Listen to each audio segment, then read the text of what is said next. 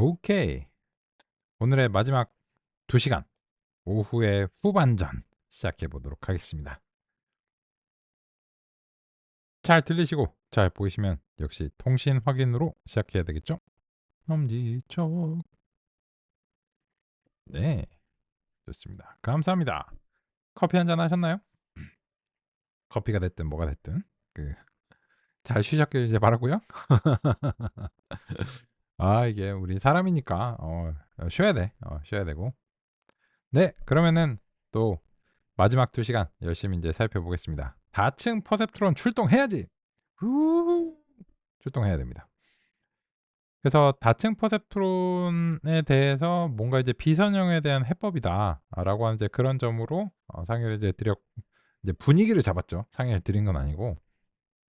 근데 실제로 이제 이게 될란가 안 될란가라고 하는 거는 이제 봐야 됩니다. 그래서 인제 "어떻게 하자는 거냐?" 라고 이제 하니까 이제 일종의 인제 간단한 퍼즐을 제시를 하고 있는데 그 점을 같이 공감하면서 살펴보고 싶습니다.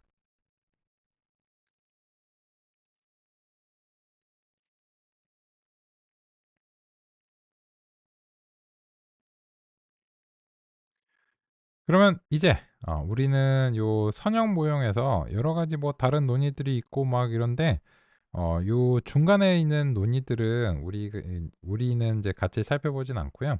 요거는 이제 그 기계학습 쪽에서 수행하는 거고 이제 인공신경망 요겁니다.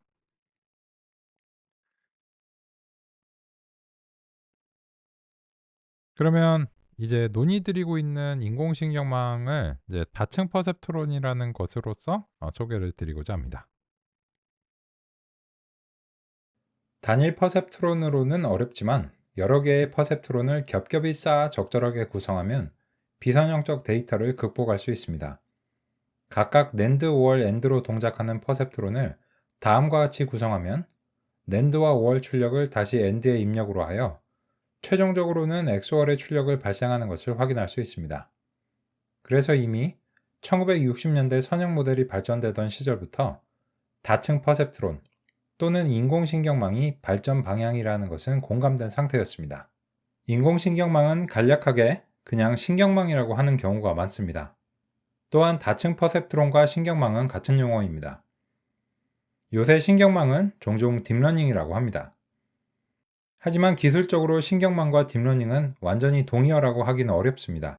신경망으로 딥러닝을 구성하지만 모든 신경망이 딥러닝은 아닙니다. 신경망으로 딥러닝을 수행하기 위해서 21세기에 여러 발전이 필요했습니다.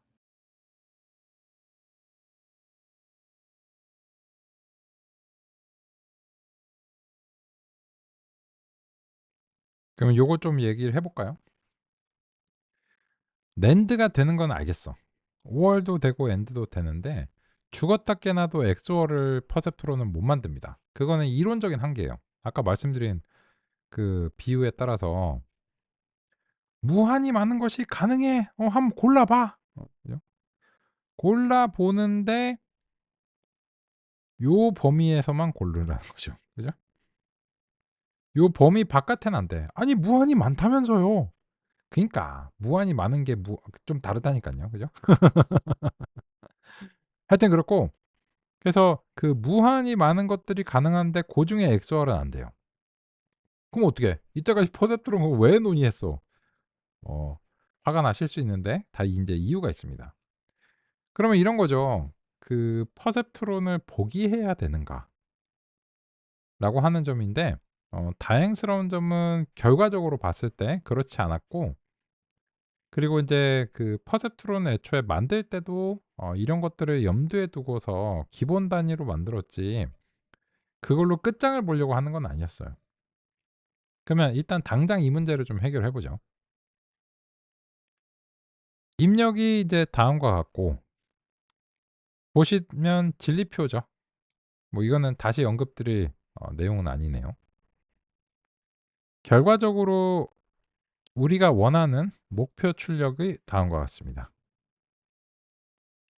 목표라는 의미에서 타겟이라고 불러야 되겠죠. 엑스홀의 출력이 다음과 같죠. 우리가 원하는 거는 입력 에서 저 타겟 출력이 나오는 겁니다. 당연한 얘기. 근데 퍼셉트론으로는 안 되네. 했던 얘기. 근데 이제 낸드와 오월과 엔드를 적절하게 조합을 해서 이 문제를 극복할 수 있는지 보자는 거고, 결과로 결과적으로는 그렇게 된다는 겁니다. 그러면 낸드와 오월 출력을 각각 S1과 S2라고 하는 임의적인 표기로서 표현을 하겠습니다. 이거는 이제 왜 이렇게 이제 표기하냐면, 그냥 Y가 아닌데 그렇다고 Z라고 부를 수도 없잖아요. 그죠? 그래서 야 근처에 사용되지 않은 게 뭐지? X, Y, Z, 뭐 S, T 뭐 이런 거 있잖아요. 그죠? 뭐 W는 가중치에 썼다. V라고 하기엔 좀 그렇고. 그죠? 그래서 S라고 이제 일단 하겠다. 뭐 이렇게 생각하시면 되고, 그러면 이제 실제로 여기 이제 낸드를 거쳐서, 그죠? S1이 이제 나왔고, 그 낸드의 출력이잖아요. 이렇게 이제 쪽에 출력이 나왔고, 그리고 이제 5월 다 한 것 같습니다. 반복하면 입 아픈 얘기, 그죠? 그 출력에 대해서. 근데 이게 중간 출력으로서 이제 한다는 것은 얘네들을 이제 싹 모아갖고 다음 단계가 하나 더 있다는 거죠. 그래갖고 지금 요 그림에서 형상화한 것을 보면 낸드도 X1하고 X2를 받는데 5월도 동시에 X1하고 X2를 같이 받는다 라고 하는 그런 측면에서 이렇게 전선을 연결을 해놨습니다. 그러면 이번에는 AND는 이제 X1하고 X2를 직접 받진 않고 낸드랑 5월이 처리한 상태를 입력으로 받는다 라고 하겠습니다.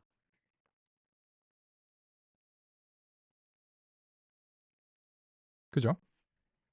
그러면 이제 퍼즐을 한번 해볼까요?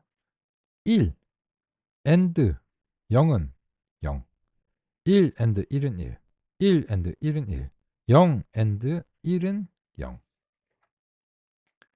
이렇게 되면 결과적으로 이 출력을 Y라고 불렀을 때 결과적으로 입력에 대해서 생각을 해보자면 0110의 XOR 패턴이 나왔습니다. 그죠? 따라서 이런 구성을 통해서 XOR을 해결할 수 있다 라고 하는 점을 이제 확인을 했습니다. 근데 좋은 점은 뭐냐면 퍼셉트론을 포기하진 않았어요. 요 각각은 하나의 이제 퍼셉트론이잖아요.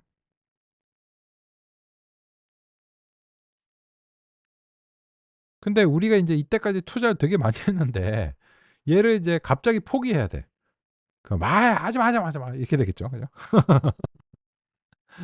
그래서 그거를 이제 포기할 수는 없는데, 야 포기하긴 왜 포기해? 한번 생각해 봐. 누군가 그러겠죠. 이 퍼셉트론이 요 뉴런 인공 뉴런이라며. 맞아, 맞아. 근데 네 머릿속에 뉴런이 한 개밖에 없어? 아마 아니겠지. 그래서 전자 두뇌가 되려면 그런 뉴런들이 이렇게 많아야 되지 않을까요? 우리 인간의 두뇌는 뭐 트릴리언이니까 몇 개냐? 뭐 하여튼 수십 쪽에 뭐 이렇게 인제 뉴런들이 이제 있다고 알려져 있는데, 제 머릿속에 있는 뉴런 하나 뻥 뽑아 가지고 "요것이 이성주다." 뭐 이렇게 얘기하면 좀 무리가 있겠죠. 그거는 이제 뭐냐면 약간 옛날에 유교 같은 거지. 뭐 신체 발부는 뭐 수지 부모 이렇게 해 갖고 손톱도 막 함부로 깎으면 안 되고 막 그러잖아요. 그죠? "아니 감히 어떻게 부모님께서 주신" 뭐 이런 거 있잖아요. 근데 그 그게 되게 인제 애매한 철학적인 문제이긴 하지. 어디까지가 나냐. 그죠? 그래서 옛날에 그리스 철학자 중에서 그런 문제를 이제 제시를 한 사람 있잖아요. 여기 이제 배가 있는데 요 인제 요 배를 뭐 이렇게 타면 수리해야 되잖아요. 그럼 이제 요 배가 인제 요렇게 있어 가지고 그 배를 이제 여러 번 이제 타고 또 들어와 가지고 수리도 하고 하는데 여기가 좀 까졌어. 여기가 좀 이제 삭았어. 그럼 이제 여기를 이제 쏙 교체해요. 그죠? 그러면은 요 배가 그 이전하고 이제 같은 배냐? 그죠?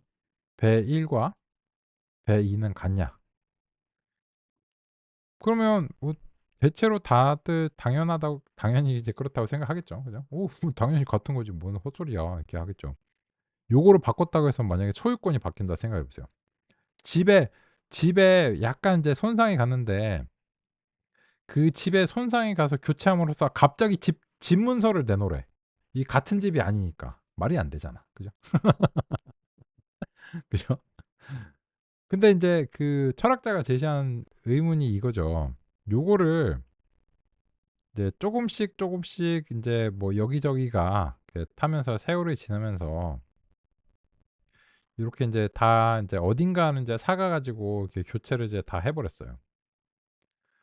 그러면은 인제 결과적으로는 모든 부품들이 한꺼번에가 아니고 이제 여러 세월에 걸쳐서 이긴 한데 어쨌든 결과적으로 모든 부품들이 다 새 부품으로 교체가 된다면 그렇다면 이 새 부품으로 교체가 된 상태의 배는 원래의 배와 같은 것인가?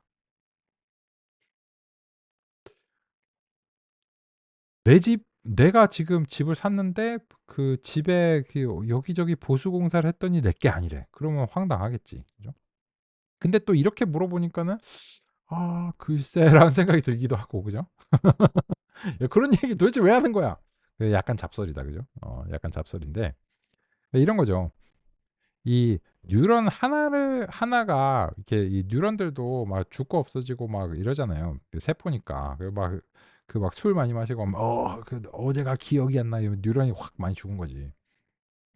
그러면은 그건 나가 아닌가요? 그죠?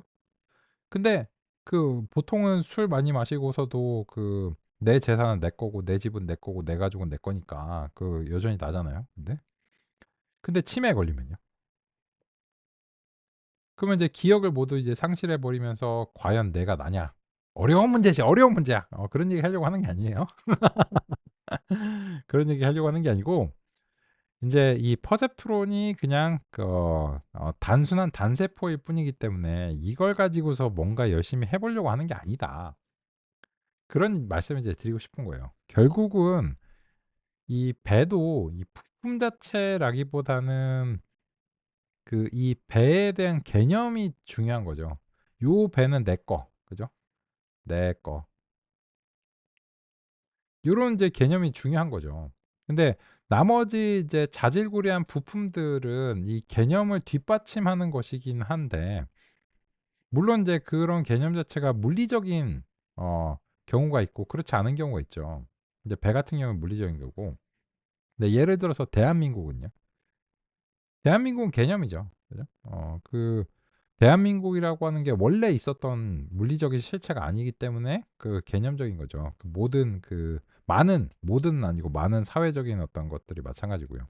하여튼 그래서 인제 이 퍼셉트론을 가지고서도 이제 여러 퍼셉트론들을 조합해서 뭔가 그 '단세포 수준의 이상의 것들을 해내고자 한다.'라고 하는 거는 너무 당연한 얘기였습니다.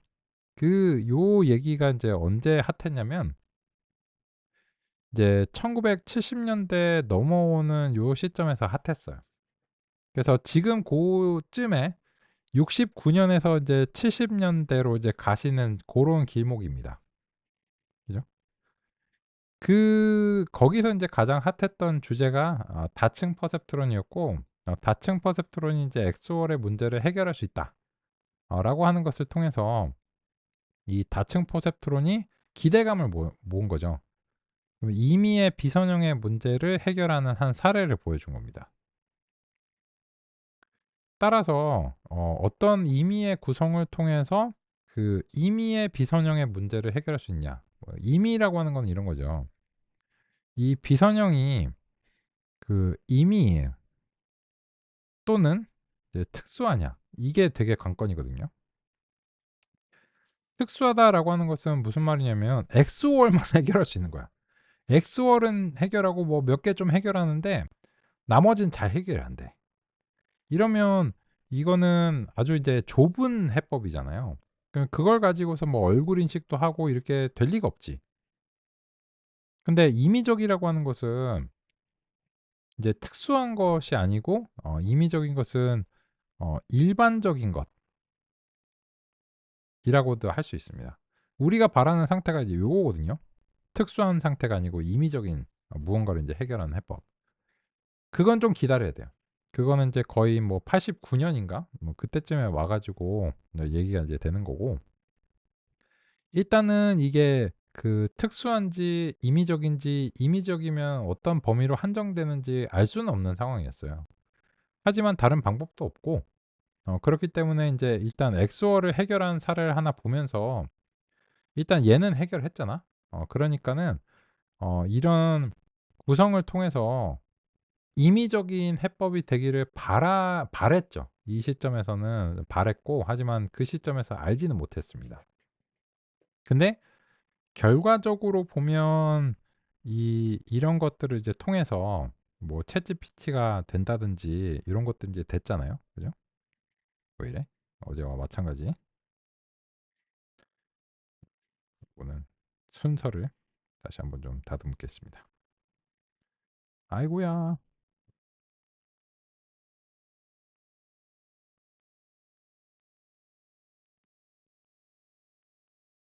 아, 송구합니다. 이거는 그 어허. 이 화면 공유가 지금 이제 어지러워서 제가 잠시 정지한 다음에 이 상태가 극복이 됐는지 확인하고 다시 말씀드리겠습니다.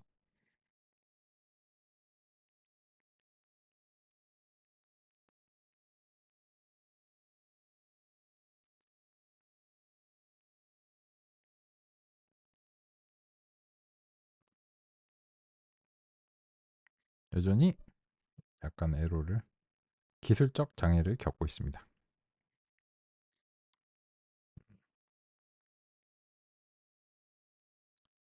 일단 그 이 상태로 이제 해보죠. 그러면 제가 이제 자연어에서 그 말씀을 이제 드리는 이제 주제 중에 하나가 당연하게도 2017년 이후에 이제 트랜스포머고, 요 트랜스포머는 이제 그 구성 자체를 뭐 같이 직접 해 봅니다. 이런 인제 지금 제 스타일 인제 대강 아시겠죠. 근데 요거를 우리가 할 건 아닌데, 이거를 이제 왜 말씀을 드리냐면, 여기서 인제 피드 포워드라고 하는 것이 있는데, 요 결과적으로는 얘가 멀티 레이어 퍼셉트론이에요. 이게 MLP라고 줄여서 말을 하는데, 우리말로 멀티 레이어 다층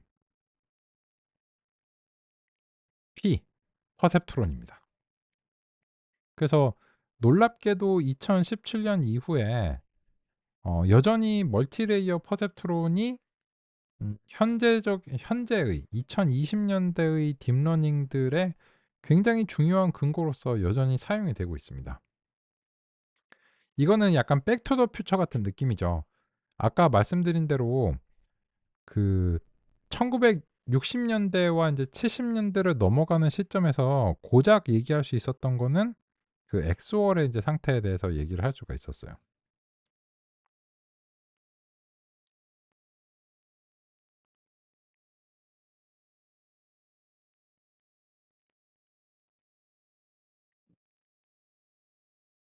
그래서 이제 요기거든요. 근데 이 1960 년대, 50 년대, 60 년대는 인제 선형 모형이 발전되고 개발되던 그런 인제 시기였습니다. 첫 번째 황금기였죠. 와, 막 인공지능으로 뭐 해결이 될 것 같아. 인간 지능의 비밀은, 요분이 그러셨죠, 요분.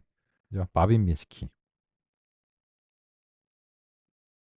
사후에는 요분은 참 사후에 명성이 좀 더럽혀진, 본인 잘못이지, 본인 잘못.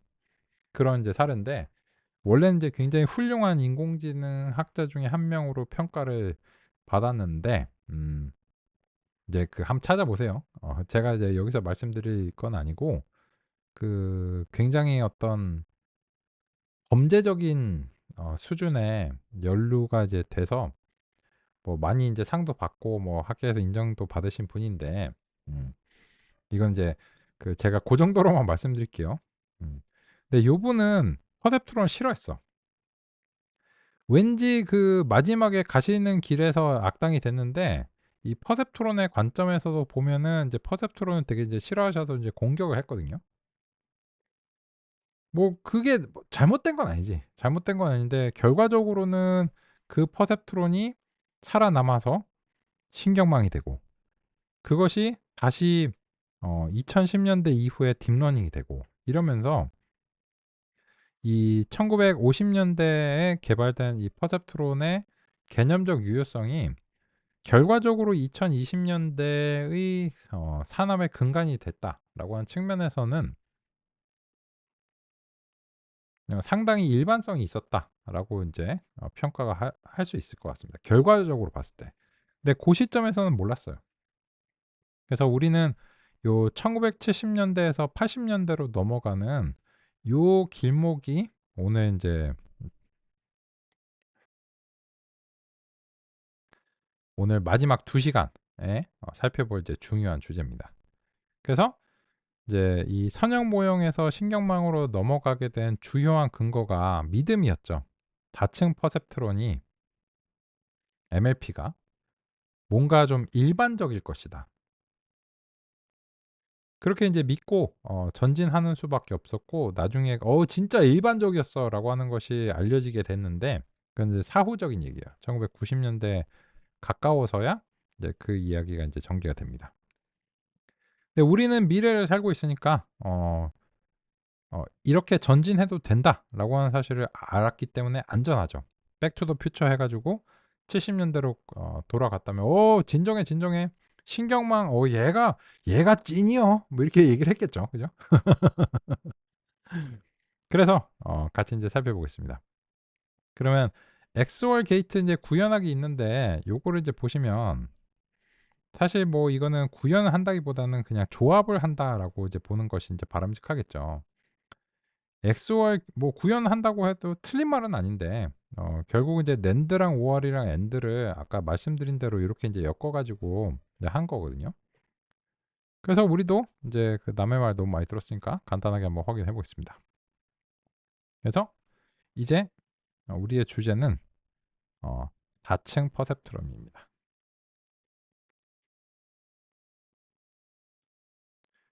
그러면 인제 방금 전에 인제 엑스오알을 극복할 수 있다. 그 점을 이제 논의드렸는데 그 우리도 이제 구현을 해 보죠. 궁금하니까. 그래서 인제 엔드랑 낸드랑 인제 오알이 인제 필요합니다. 그거를 우리는 이제 퍼셉트론으로 만들고 있잖아요. 근데 요거를 학습시키는 거 쪼끔 귀찮으니까 인제 되는 건 알았잖아요. 그래서 인제 그냥 알고 있는 값을 심어 주겠습니다. 어제 인제 0.5, 0.5 뭐 이런 값들이요. "학습 알고리즘을 통해서 획득이 될 수 있지만 귀찮다." 그런 거죠. 그죠? 그래서 인제 그 아까와 마찬가지로 여기서 인제 그 진리표의 입력을 이제 가정해 주고 뭐 여기서 인제 오타 같은 게 나면은 또 "어 이거 왜 이러지?" 뭐 이러니깐요. 그래서 이미 잘 확인은 했지만 당장 필요하니까 다음과 같이 해 보고 그리고 나서 이제 end에 액세스를 이제 그 넘겨 줬을 때 이것이 그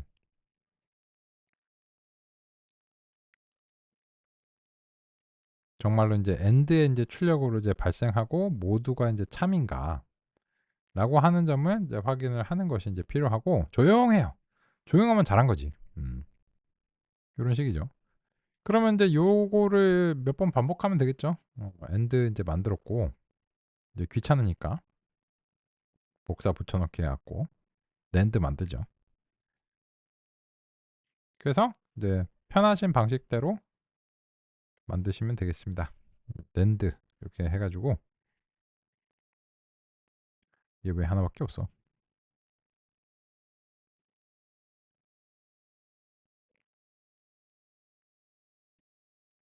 and. 더 찾아야지. 여기서도 3개나 있는데? 아, 여기 그 영역이 선택돼서 그렇군요. 4개, 그죠? 그래서 요걸 이제 한꺼번에 랜드로 바꾸고. 그죠? 그리고 나서 이제 랜드니까 요 반대로 뒤집어주고.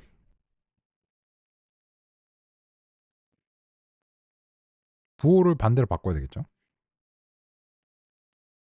귀찮으니까는 여기서 빼기. 이렇게 해갖고 조용하게 통과하면 잘했다. 랜드가 됐다. 그런 거고. 또 이제 엔드 복사해갖고 5월 이제 만들겠습니다. 그래서 엔드를 5월로 바꾸겠다. 그래서 아까 마찬가지로 리플레이스 이제 올 하고 그 다음에 이제 값을 바꾸면 이제 되는 거죠. 그래서 이제 0.2 이렇게 이제 바꾸고 5월 같은 경우에는 요거 빼고 처음 거 빼고 나머지는 이제 모두 다 1이니까 이렇게 해서 엔드 5월을 이렇게 준비를 했습니다. 이거야 뭐 그냥 하면 되는 일이죠. 그죠? 그래서 그 표기를 바꾸는 건 좀 귀찮고 근데 어쩔 수 없으니까 바꿨고 그래서 엔드 5월을 다음과 같이 재현을 해냈습니다. 그러면 이제 우리가 확인하고 싶은 거는 아까 이제 그 논의 드린 대로 여기서 이제 진짜로 요게 이제 바뀌냐라고 하는 이제 그런 점을 이제 논의를 이제 하고 싶은데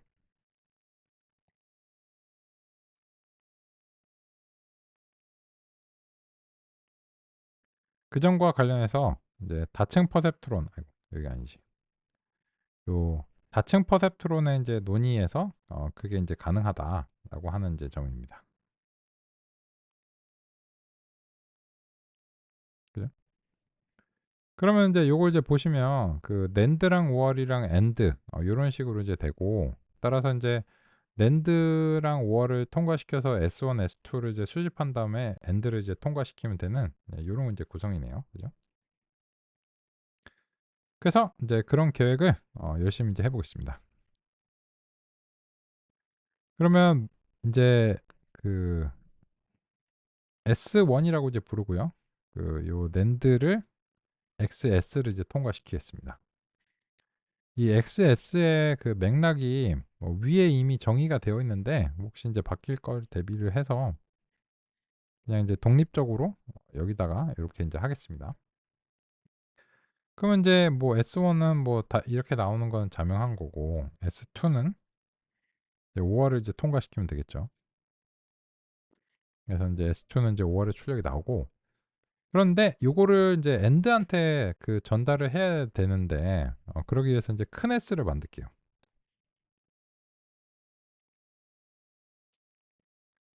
그러면 이제 요 큰 S를 이제 만든다라고 하는 것은 그 요 두 개를 이제 이렇게 이제 합쳐가지고 이렇게 큰 S로 이렇게 만들겠습니다. 그러면 요게 이제 그 첫 번째가 이제 S1이 되고 첫 번째 행이 S1이 되고 두 번째 행이 S2가 되는데 요거는 엔드가 기대하는 형식이 아니죠. 엔드는 이제 요런 식으로 기대를 하고 있죠. 그 입력으로서 X1하고 X2 요게 이제 두 개가 들어온다는 거죠. 그걸 뭐라고 부르든지 간에 얘는 요런 형태가 돼야 돼요. 따라서 그 요런 상태로는 엔드에 못 들어갑니다. 왜냐면 이렇게 되면 x가 4차원이 되는 거예요. 그럼 어떻게 해? 뭐 뒤집어야지. 그래서 이제 트랜스포즈 해가지고 이렇게 이제 뒤집겠습니다.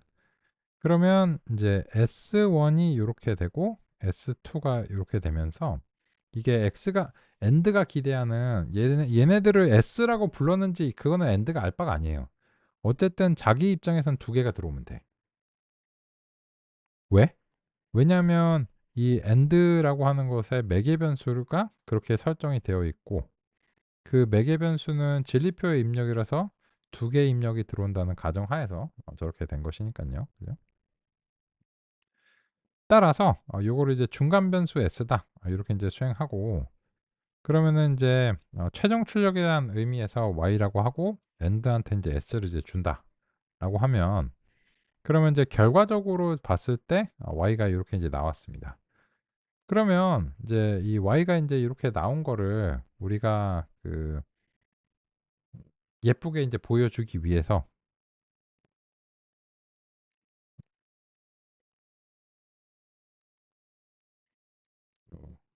XS와 Y를,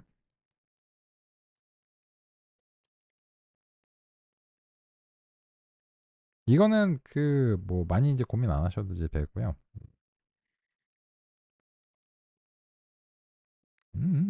많이 고민 안 해도 되지만 너는 고민을 좀 해야 되겠다. 그죠? 음음음.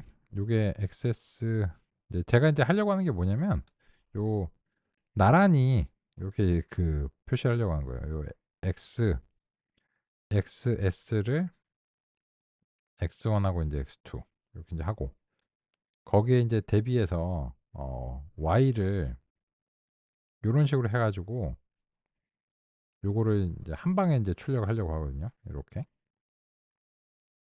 그렇게 하려면 인제 총 인제 4 개짜리 요렇게 이제 되고, 그다음에 인제 요쪽 방향으로 쌓아 가지고 수행을 이제 하려고 하는데,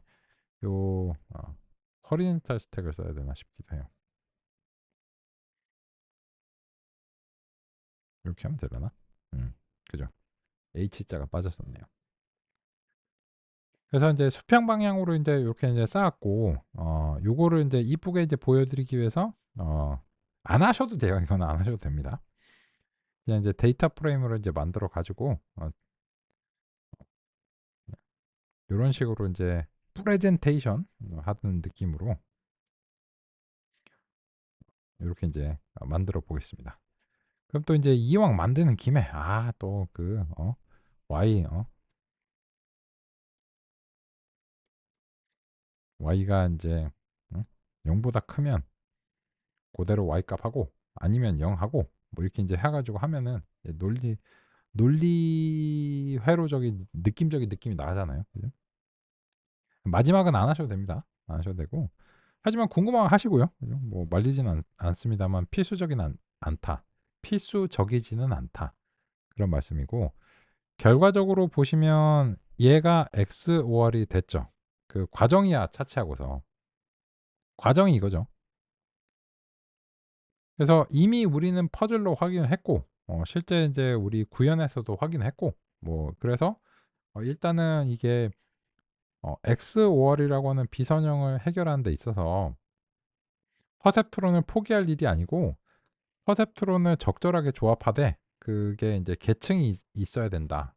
그래서 인제 적절한 방식으로 계층 구조를 만들면 이런 비선형의 문제를 해결할 수 있었다라고 하는 것입니다.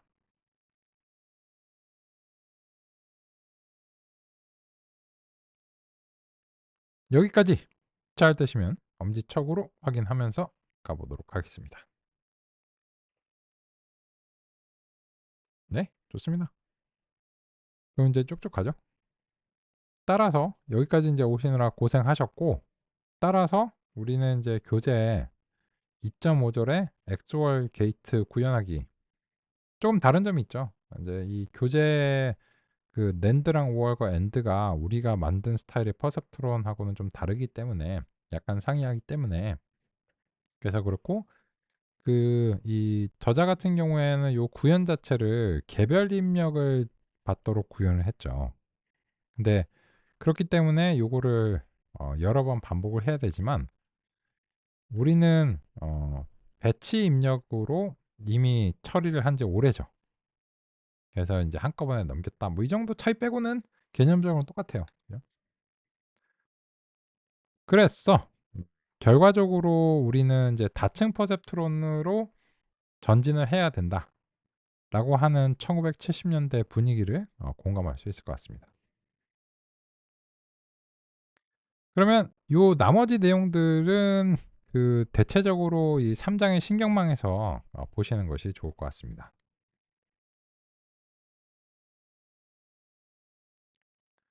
그러면 인제 정리, 그죠? 2.7절. 이번 장에서는 퍼셉트론을 논의했고, 퍼셉트론은 입출력을 갖춘 알고리즘이고 입력을 주면 정해진 규칙에 따라 값을 출력한다 라고 하는 것을 우리는 이제 이런 수학적 표현을 이제 익숙해지기 시작했다고 생각합니다. 퍼셉트론에서는 가중치와 편형을 매개 변수로 설정한다. 그 매개 변수라고 하는 것을 한 대에 묶어서 이제 세타라고 표현할 수도 있고, 필요에 따라서는 그냥 W와 B라고 표현하는 것도 가능하고요. 그죠? AND, OR, 게이트 등의 논리 회로를 표현할 수 있지만 XOR은 안 된다. 확인했고요. 하지만 2층을 이용하면 XOR 가능하다. 방금 확인하셨고, 단층의 퍼셉트론은 직선이라기보다는 이제 선형적인 영역, 가설 공간, 이 영역이라고 하는 것이 이제 조금 모호한 표현인데 가설 공간이라고 말씀을 이제 드렸고, 실제 기계학습에서 그런 걸 이제 사용하기 때문에요. 그 가설 공간이라고 이제 얘기를 해야 될 것 같고, 다층 퍼셉트론은 비선형의 전체인가 일부인가는 아직 모르겠지만 어쨌든 비선형 영역 중에서 XOR을 이제 해결을 한 것입니다.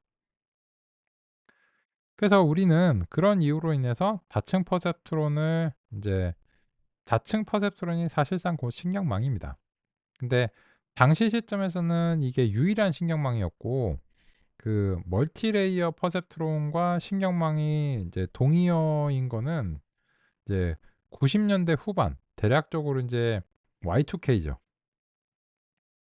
이 2000년대 금방까지도 멀티레이어 퍼셉트론하고 신경망은 거의 동의어급으로 사용이 되어 왔습니다. 근데 그 이후에 좀 갈리게 됐어요. 그래서 인제 요 이후에 2010년대 들어서면서 뭐 합성곱 신경망이라든지 리커런트 뉴럴 네트워크라든지 이런 것들이 재발견이 되어서 인제 활용하기 시작됐고, 그리고 인제 실질적으로 새롭게 개발된 것들도 이제 많아요. 그러면서 인제 2010년 이후에는 이제 본격적으로 딥러닝의 시대가 열리면서 신경망들이 다양하게 분화합니다.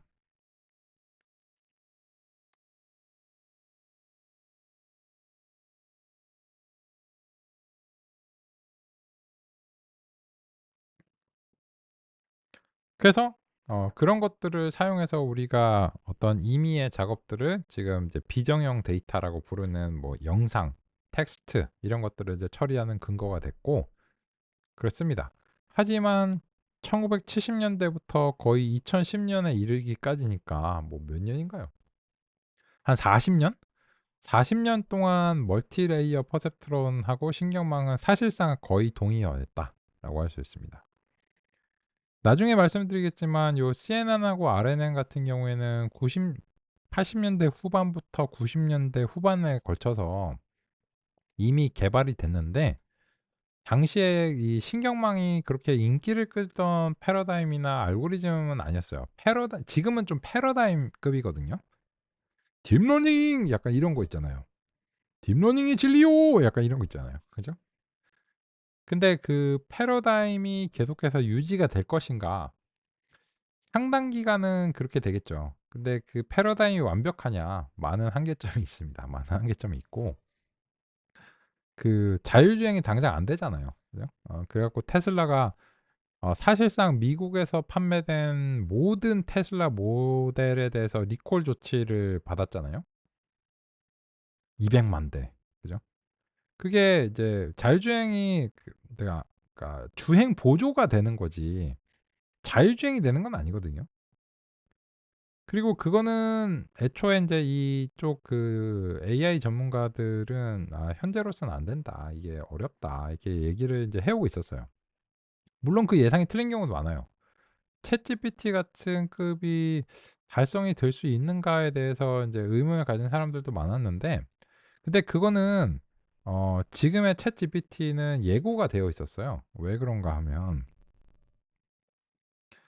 요게 그 트랜스포머라고 하는 것을 인제 소개를 이제 드렸는데, 그 트랜스포머 아이고 요 트랜스포머라고 하는 게 인제 2017년에 이제 나왔거든요.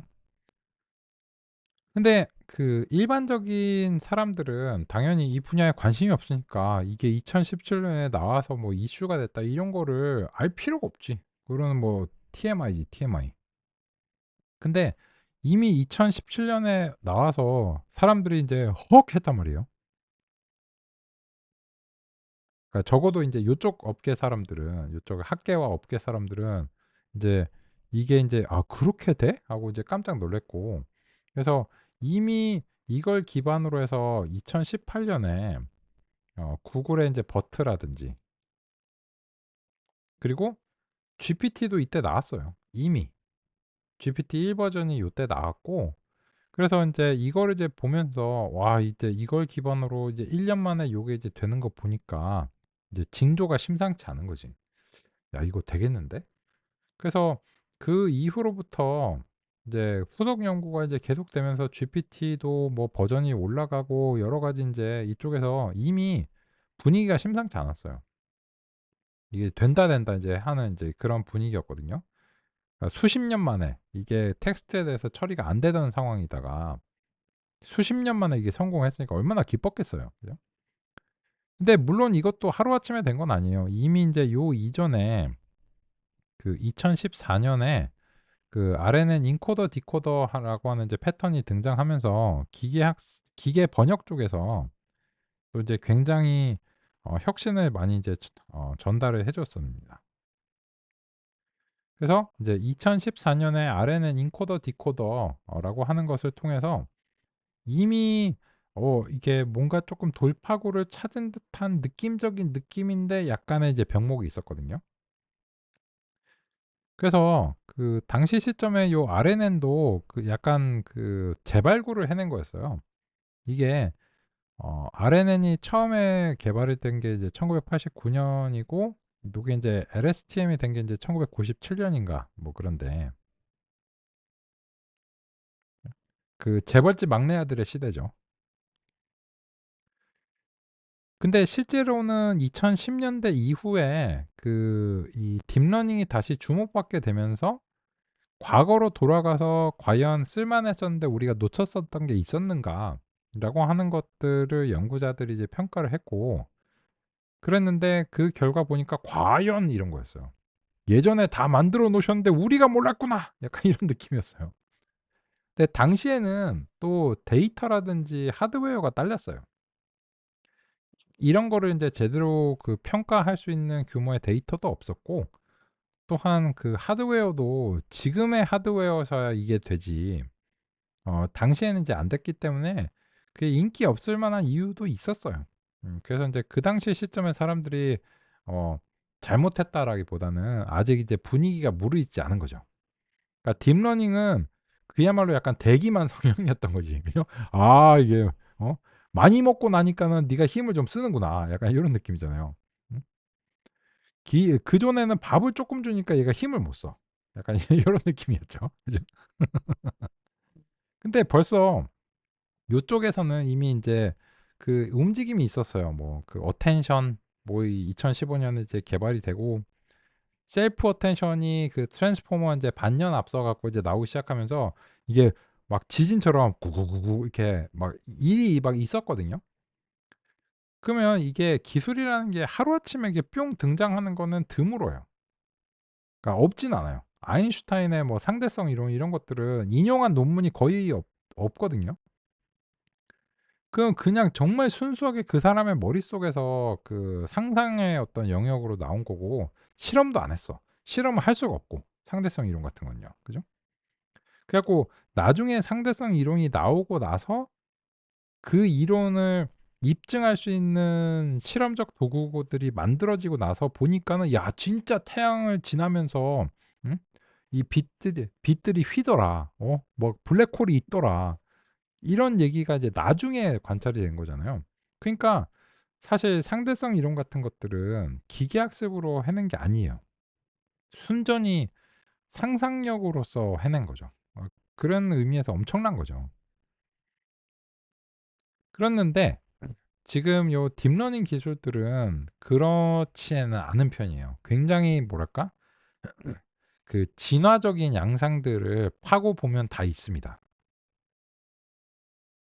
아, 얘가 이래서 이렇게 바뀌었구나, 저래서 저렇게 바뀌었구나 하는 이야기가 다 있어요. 그래서 인제 이쪽 계열의 사람들은, 뭐 저 같은 이제 사람들은 이제 '아, 오, 이게 돼? 오, 그래서 이게 돼? 오, 그렇구나.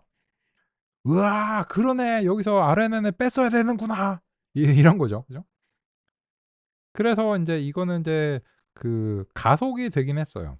예전에 이제 수십 년간 뭔가 움직임이 없다가 드디어 인제 해법을 발견한다는 그런 느낌이죠. 어느 정도는요. 완벽한진 모르겠지만.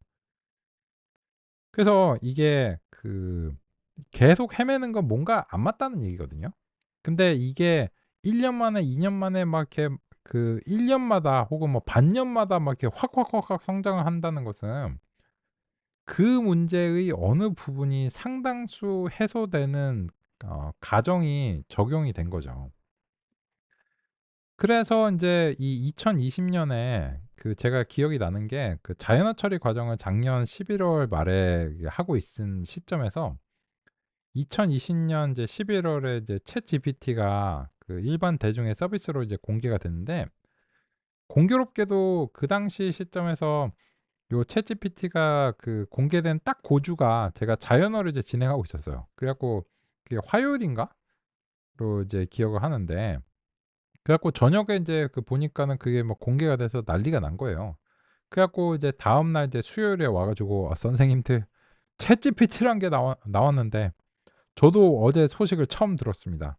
요거는 인제 GPT가 있다는 건 알았지만 이 GPT를 근거로 해서 이런 서비스가 나왔다라고 하는 거는 이제 또 다른 얘기거든요. 왜냐면 얘는 인제 이론이고 요거는 서비스잖아요. 근데 서비스라고 하는 것은 사용자가 용이한 형태로 경험할 수 있는 인제 이런 어떤 정제가 돼야 되는 이제 상황이기 때문에 가능한 범위로서 제시가 됐어요. 이미 인제 제시가 된 상황에서 그런 상태에서 인제 챗GPT는 '아, 역시 되는구나.' 요런 느낌이었던 거죠. 여기까지는 되고 '아, 역시 또 안 되는 건 안 되는구나.' 이런 느낌이거든요. 근데 뭐 또 지지난주에 구글의 제미나이 나왔잖아요. 우리말로 어감이 쪼끔 그러네. 에미나이? 뭐 약간 이런 느낌인데 쌍둥이 자리 뭐.